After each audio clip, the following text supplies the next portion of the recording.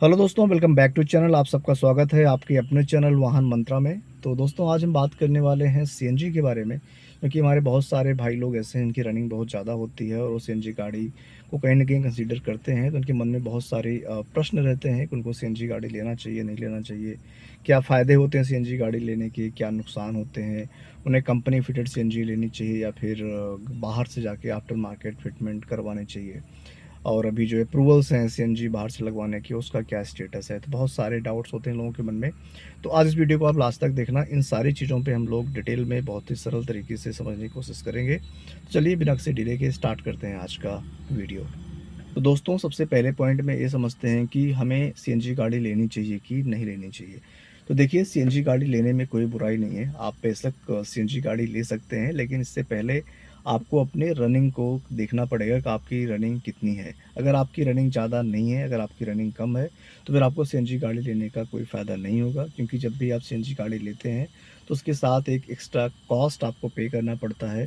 और उस कॉस्ट को अगर आप एक तरीके से आप ये मान के चलिए कि रिकवर करने में करीब 4-5 साल लग जाते हैं, तो फिर आपको सीएनजी गाड़ी लेने कोई फ़ायदा नहीं है।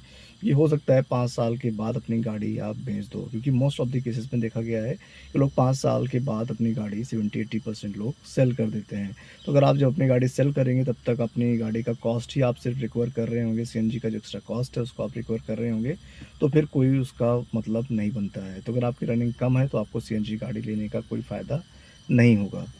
तो सबसे पहले हम समझते हैं कि रनिंग कॉस्ट में क्या डिफरेंस आता है एक पेट्रोल गाड़ी में और एक सीएनजी गाड़ी में।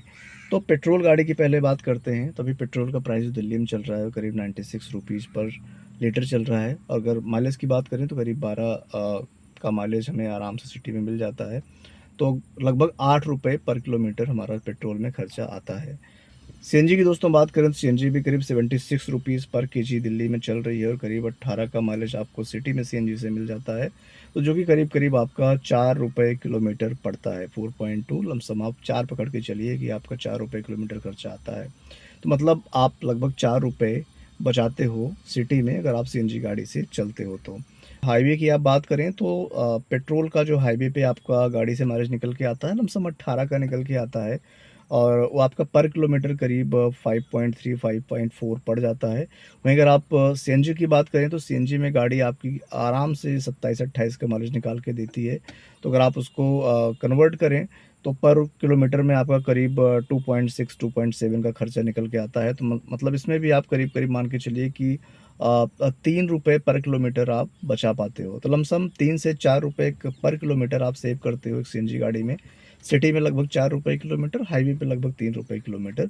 तो ऑन एन एवरेज आप चलो 3 रुपए पकड़ लो, वर्स्ट केस में आप 3 रुपए किलोमीटर आप सेव करते हो जब भी आप एक सीएनजी गाड़ी पे जाते हो। अब मान लीजिए आपकी रनिंग अगर साल की करीब 7,000 किलोमीटर है, मतलब लगभग 500-600 किलोमीटर आप हर महीने चल रहे हो, साल के आप 7,000 किलोमीटर चल रहे हो, तो उस केस में आप 1 साल में करीब 20,000 रुपए सेव कर पाओगे।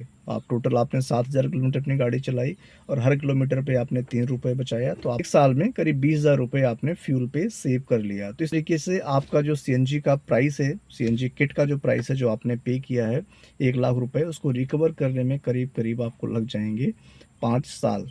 तो इस केस में आपके लिए सीएनजी लेने का कोई मतलब नहीं बनता है, क्योंकि 5 साल बाद जैसे मैंने पहले बताया शायद अपनी गाड़ी आप बेच दें, तो फिर आपको कोई फ़ायदा उसका नहीं होगा, क्योंकि सीएनजी लेने के बहुत सारे नुकसान भी होते हैं, जो कि अभी हम डिस्कस करेंगे। तो दोस्तों, मेरे कहने का सिंपल मतलब ये है कि अगर आपकी रनिंग लमसम 600 किलोमीटर के आसपास है महीने में, तो आप सीएनजी गाड़ी पे मत जाइए।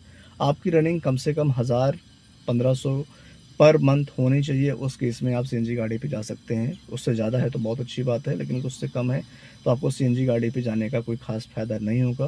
तो दोस्तों, ये तो बात हुई आपको सीएनजी गाड़ी लेनी चाहिए कि नहीं लेनी चाहिए। अब बात करते हैं सीएनजी गाड़ी लेने के फ़ायदे क्या होते हैं। तो जैसे मैंने पहले बताया कि सीएनजी गाड़ी लेने का सबसे बड़ा फ़ायदा तो यही हो गया कि आपका जो रनिंग कॉस्ट है रिड्यूस हो गया, और आपकी रनिंग अगर ज़्यादा है, मान लीजिए महीने के आप 2000-3000 किलोमीटर चलते हैं, तो आप हर महीने आप कम से कम 9,000 रुपए सेव करोगे, और साल में आप करीब 1 लाख रुपए सेव कर सकते हो आराम से। बड़ा बेनिफिट सीएनजी का ही है, लोग इसीलिए सीएनजी गाड़ी पे जाते भी हैं। दूसरा बेनिफिट है दोस्तों कि डेफ़िनेटली ये बहुत ही एनवायरनमेंट फ्रेंडली फ्यूल है, ग्रीन फ्यूल इसको बोलते हैं हम। इसका जो इमिशन होता है, जो कार्बन इमिशन होता है, ना के बराबर होता है, ऑलमोस्ट ज़ीरो होता है। तो हमारे एनवायरनमेंट को काफ़ी ज़्यादा सेफ़ रखता है, सुरक्षित रखता है, जो कि हमारे आने वाली जनरेशंस के लिए बहुत ज़्यादा अच्छा है कि हम उनको एक अच्छा एनवायरनमेंट दे के जा रहे हैं। अगर आप सीएनजी गाड़ी लगवाते हैं तो कहीं न कहीं आप एनवायरनमेंट को बेहतर बनाने में भी हेल्प कर रहे हैं। तो ये भी सीएनजी गाड़ी का बहुत बड़ा बेनिफिट होता है।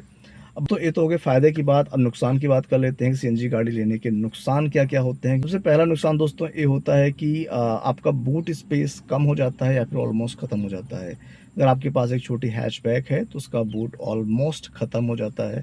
तो अगर आपको कहीं आना-जाना होगा तो आपको सामान रखने की दिक्कत डेफ़िनेटली पड़ेगी, उसमें आपको समस्या आएगी। दूसरा, आपके पास थोड़ी बड़ी गाड़ी है, आपके पास अगर सेडान है या फिर कोई एसयूवी टाइप की गाड़ी है, कॉम्पैक्ट एसयूवी है, तो उस केस में आपका बूट थोड़ा बहुत तो बचता है, लेकिन फिर भी काफ़ी कम हो जाता है, तो वहाँ पे भी आपको थोड़ी बहुत दिक्कत आ सकती है। तो बूट स्पेस कंप्रोमाइज़ करना पड़ता है, सबसे बड़ा प्रॉब्लम तो यही है।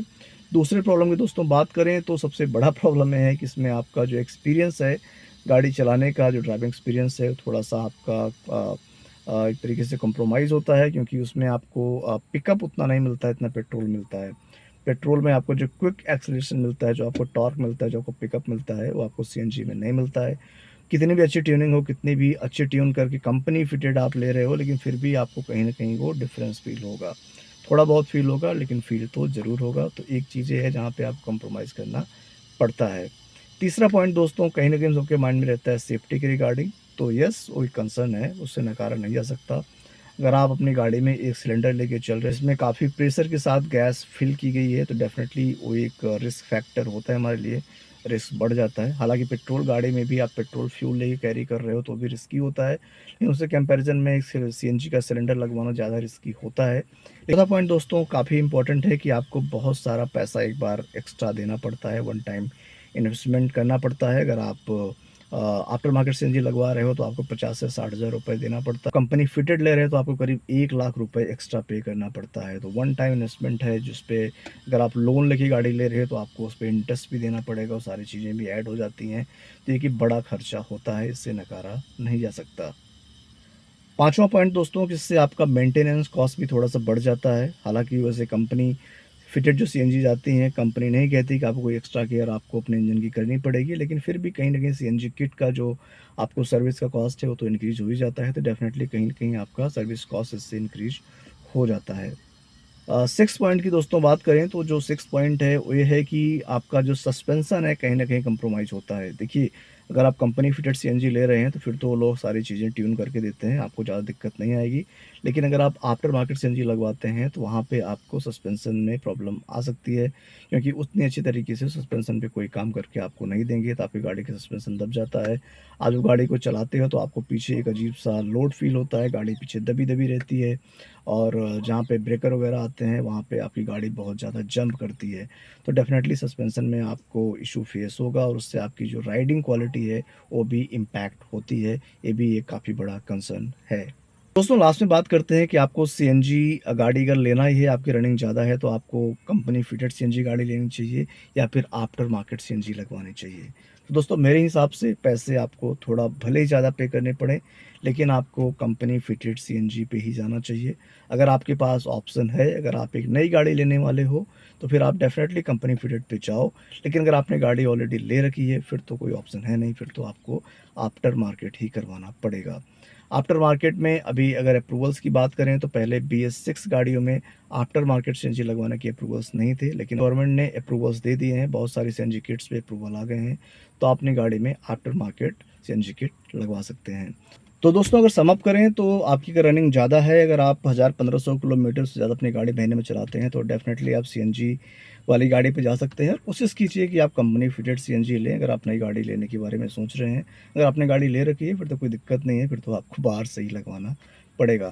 तो दोस्तों अगर ऐसे ही कंटेंट आप रेगुलर देखना चाहते हैं, तो वीडियो को लाइक कीजिएगा, चैनल को सब्सक्राइब कीजिएगा। जल्दी मिलते हैं किसी नए और इंटरेस्टिंग वीडियो में, तो के लिए अपना ख्याल रखिए, अपने घर परिवार का ख्याल रखिए। जय हिंद, जय भारत।